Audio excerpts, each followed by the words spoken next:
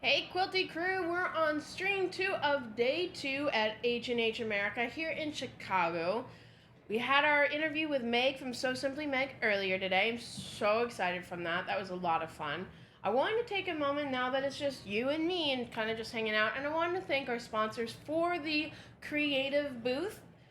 We have Gosati, Whatnot, and Made It Myself TV, which that one is an interesting one. They kind of approached me earlier yesterday and they were talking about their platform. They actually go through Roku and go through all the cable providers and stuff like that, and have a channel specifically for creators like me and crocheters and sewers and all that kind of stuff to have our shindig. It wouldn't be the same as like us streaming and me talking to you and that kind of thing, but it would be me showing how to do English paper piecing or something like that, and having a show, like a 15-20 minute show. It's an interesting prospect. Honestly, that kind of brings me into our first kind of topic for today. Um, the one big thing I've taken away as a content creator here at the live event is a lot of people are wanting to have their own platforms for streaming services and classes and things like that. Um, C&T Publishing, for instance, they have this Creative Spark program that they're starting, and it's very interesting. It's kind of like a Skillshare, but for quilters. Uh, they I have been in talks with them about that and what kind of the normal things of like, well, what's the split and how does that work? And again, a lot of these platforms, these people that want to have like streaming and content and things like that, their main thing is all about having classes, having little short videos. It's not necessarily built around what we do for our live streams, right? Me being able to sit here and talk with you and like engage and like explain what I'm doing when you have a question, right? It's all about having a pre-planned, like, it's like a YouTube video, like a tutorial or something like that. Except for then people pay for it instead of it being free. But you know, YouTube, at least you have monetized through the ads if anyone subscribes, their watch time, things like that. These platforms are all based around people buying your class, right? And then you watching and buying the next class, right? I don't think it really matters how many times they watch. I think the one thing that I've kind of tripped a lot of these guys up on is, all right, well, what's your VOD service like? Where does my video go after people have watched it? Do you have an easily accessible page for people to see these shows and these events that you're doing? How is discoverability? Do people have to know that I'm here, or are you suggesting people upon what's going on? So these things are like in the works and the beginnings of it. So we'll definitely have to see how things go. It's an interesting idea, right? So we do have some options besides Twitch, and that, I think that's the biggest thing is having variety. Sparks competition and ingenuity and innovation, and so we'll have to see where some of these things go. It'll be very interesting to see, especially you know I I want to give you my feel of how H&H has gone for me. We kind of touched on it a little bit earlier today with Meg, and it's been really a great experience for me, particularly. Everything has been much more approachable. Being able to just kind of walk up to these big ones. I had a meeting, not even like an official pre-planned meeting yesterday, but with people from Checker.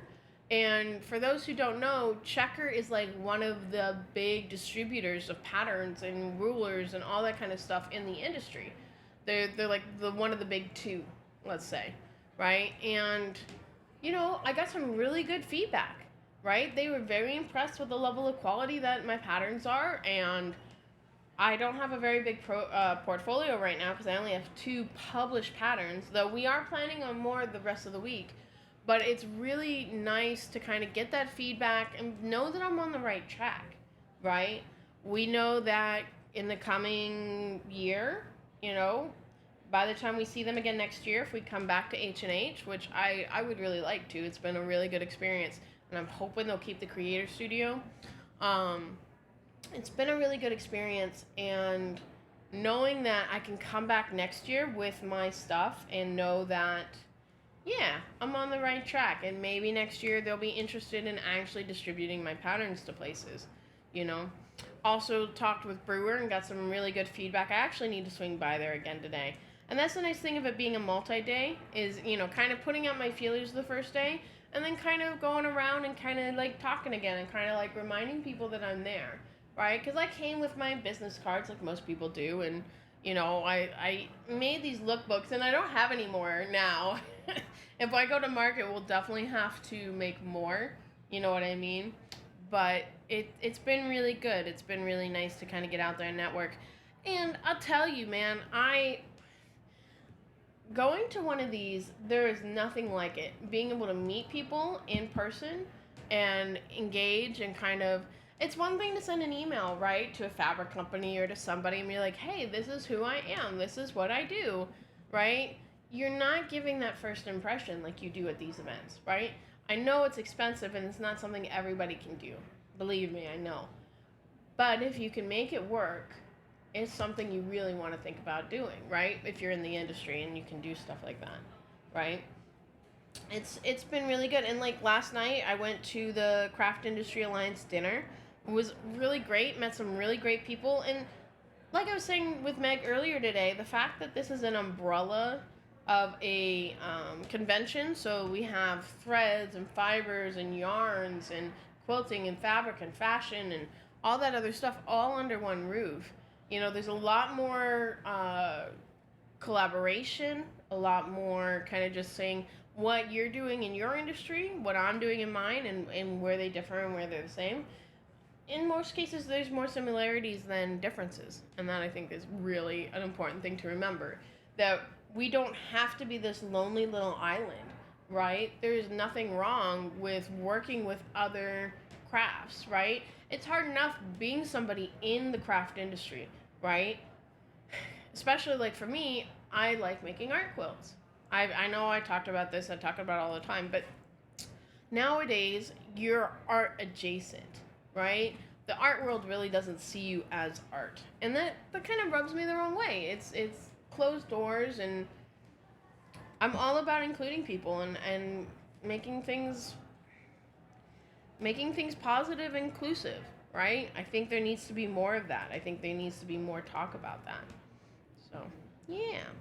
Been having a good time, and I met some fabric designers that we might be working with in the next year or so, which is really exciting to kind of get an opportunity to work with some fabric designers who not only do batiks, but there's print patterns that I'm looking at doing. So, yeah, I think there's a lot of opportunity. We've also been talking, so if you guys have been following along for a while, like I know a lot of you have, you guys remember Quilt Tony. Well, she's still streaming, but she's also doing partnership on YouTube. She's here at the show too. It was so nice to be able to see someone else who does streaming and knows how all of this works, right? Because so many times you go up to somebody and they have no idea what you're talking about. They get the idea that, yeah, you're talking from a camera. That's much more apparent nowadays since COVID, right? But there's still this whole like wall of trying to explain what you do to people that aren't necessarily familiar with live streaming, right? They're all about like, oh yeah, well I watched that video on YouTube, I'll watch that tutorial or whatever, right? But it's still the idea of somebody sitting here and talking to you live and like interacting with you intimately like that boggles a lot of people. And I find that quite interesting, to be honest with you. So, yeah.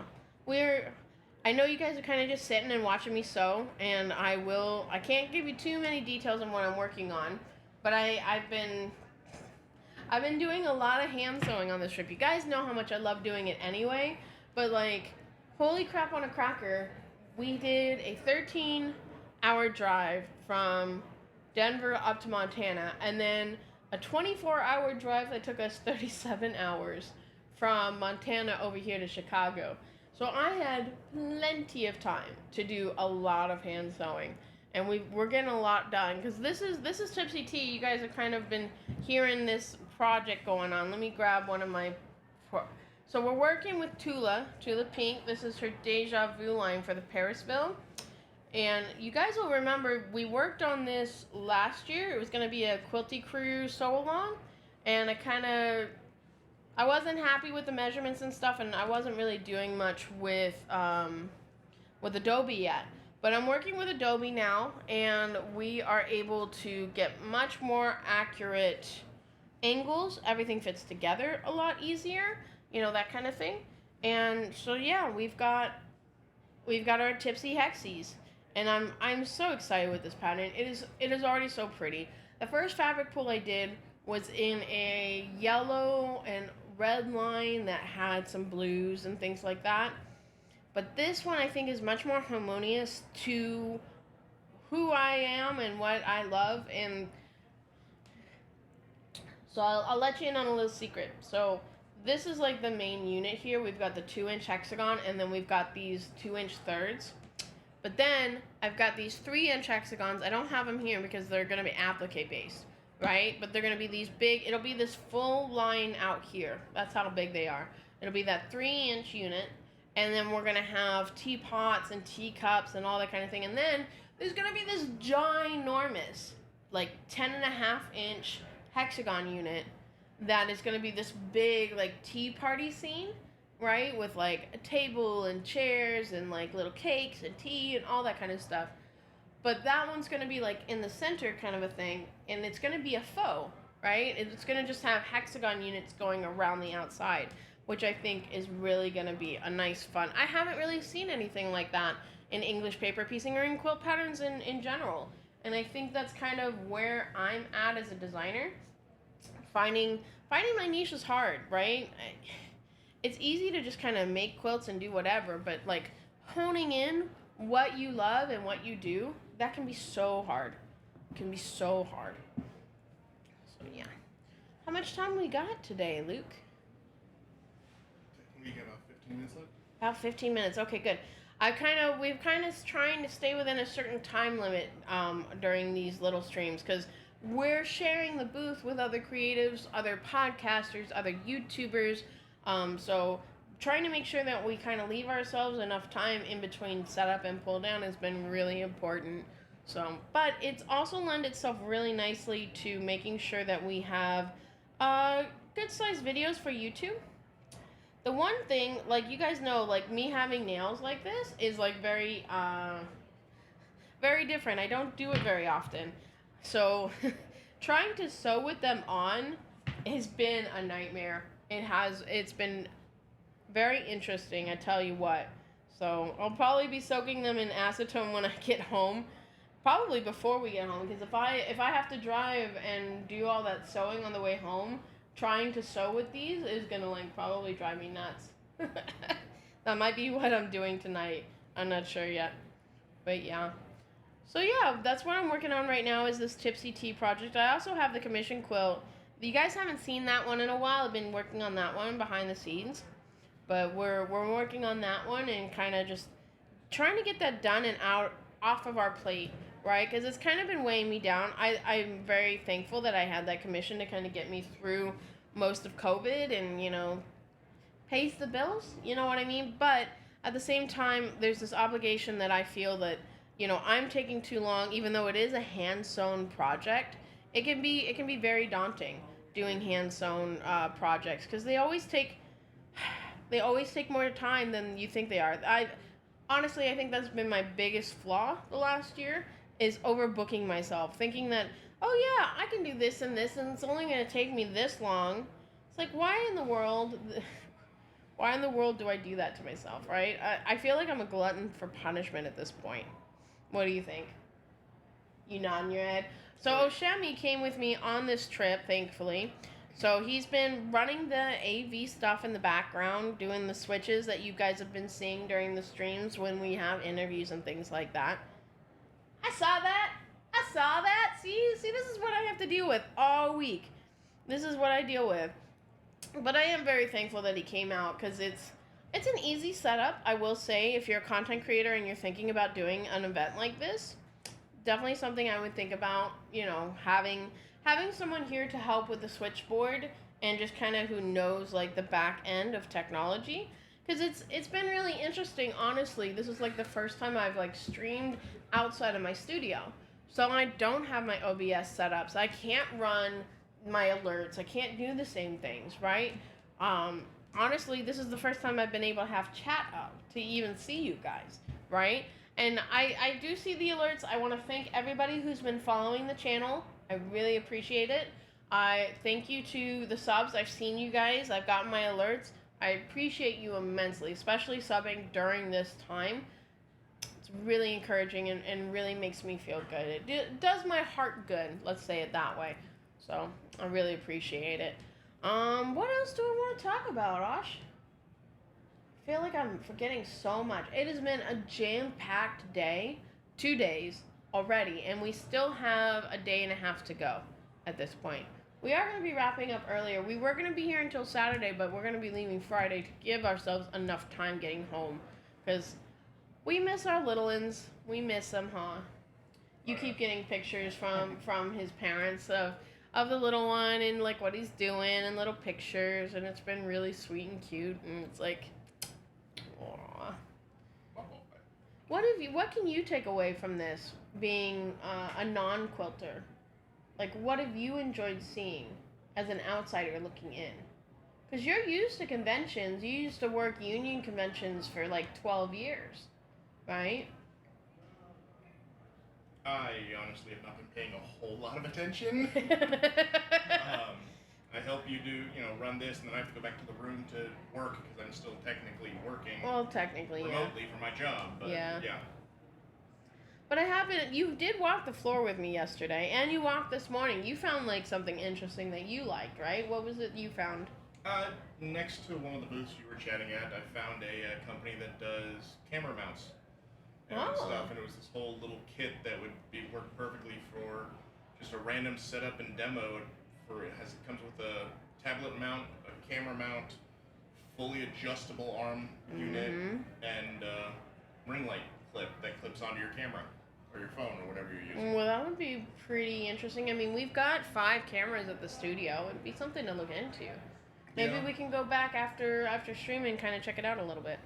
Yeah, I went through a demo with them and I got their information, but I also am interested in the camera they're using here for you because it's a full micro PTZ camera. So oh, this one here that's catching my face? It's following you around as you I noticed that. Well, and I also see like if I put my hands up and stuff, like it goes green or blue depending on whether or not it's focusing. It's expanding for zoom out, zooming in. For my side on the AV stuff, I really like the way that works, and I've wanted that for a home studio. Just never been something that I've known where to look, so I want to see what this camera is. The ones I deal with are like 20-pound, big, huge, beefy things. Right. Well, and then this one down here that's capturing the hand sewing, this is kind of like a normal Logitech style. It's a standard webcam. Right. Right. But this one's a pretty nice one. It'd be interesting to see. Oh, you going to 3 cams? No, I was just looking to see if they had the name of what that camera was. Don't tell me what the camera is. I'm sure it's something we can look into, but yeah, I think that's a really interesting point, and I'd be interested in knowing the price point. I'm sure a lot of streamers would be interested in knowing, because like that's the key, right? Is when you're ready to kind of upgrade, and a lot of my work, especially in the studio, that would be really nice for like when I'm at the cutting station, that kind of stuff. Being able to kind of do that, I like that idea. Yeah, I'm gonna look into what that one is, take some notes on it, and the unit that I was looking at is literally just a full little stand that you could be like, oh, I'm setting up at a table to do a teaching and drop it there and stream it through the projector behind me. Oh, wouldn't that be nice? That'd be really good for like workshops and things like that. Yep. Yeah, take me over there after this is done, and we'll get the inside scoop. Oh, I'll send you there. I gotta get back and actually do some work. Oh well. Some work. Okay. Well, that's a thing. But yeah, so it's been a really good day. Also, you also kind of got a little sucked into a long arm machine demo. Yes. Yeah. If at some point we ever have the money for a nice, $30,000-$40,000 long arm, we'll look at it. Yeah, that's a very good. Well, and it goes up to 50,000. With all the bells and whistles, and I could see doing it and letting us do, to help pay for it, doing other people's quilting. Right. But well, and why they're so expensive, right? No idea. So the whole reason why they're so expensive is that most retiree ladies that do quilting, their husbands would buy really fancy cars and really fancy boats and those kinds of things, and they're buy very high ticket items, right? So as long arm machines came out and these ladies with disposable income could afford something like that, they want to have something on par to their husband's 30, 40, $50,000 car. That's their toy, right? And so that's kind of where long arm machines kind of fit in on that range. Yes, they're great for industry and, creating, and working professionally and things like that. But a good majority of these long arm machines go to people that don't sew and quilt as much, and it's just like a hobby toy for them, right? That's why, like, if you're looking into a long arm machine, you really want to be looking for something that's used first, right? Which kind of has its gives and takes, because nowadays they're so computer run and so technology run. You don't know necessarily what you're getting when you get a used machine, right? I just want Legos and computers. I mean, Legos and computers, fabric. I'd like fabric, please. Especially, like, I want a complete collection of Tulip Pink. I think that would be my go-to. All right, guys. Well, I think that wraps up our quick little talk about what's going on here at H&H. Again, I want to thank Gasati, Whatnot, and Made It Myself TV for sponsoring the booth here at H&H America Chicago. It's been really great being able to have a place to actually sit down and do our interviews and have talks that isn't just a little side room or anything like that. This is specially built for us, so it's really a nice little what do I want to call it? A nice little trinket for us to kind of be able to show other people in the industry what we content creators actually do. So yeah, thank you, and we will be back tomorrow morning. Last stream live here at H&H tomorrow, 11 o'clock Central. We will be back to our normal regular schedule the rest of next week and going on and so forth. So remember, that's Monday, Wednesday, and Friday. We do 7 to 10 o'clock Mountain Time. So thank you. Oh, we won't be there Monday. We'll be driving. Well, we might be doing a live stream from the car if I'm doing enough hand sewing. So yeah. But thank you, Quilty Crew. I appreciate all of you. I love you. And I'll talk to you really soon. Bye.